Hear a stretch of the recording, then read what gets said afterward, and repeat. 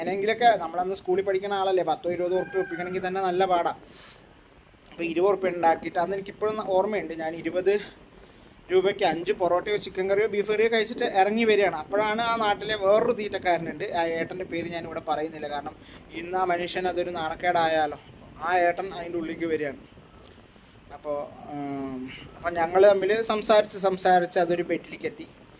അപ്പോൾ ഞാൻ ആൾറെഡി 5 പൊറോട്ടയും ഒരു ബീഫോ ചിക്കനോ കഴിച്ച് നിൽക്കുകയാണ്.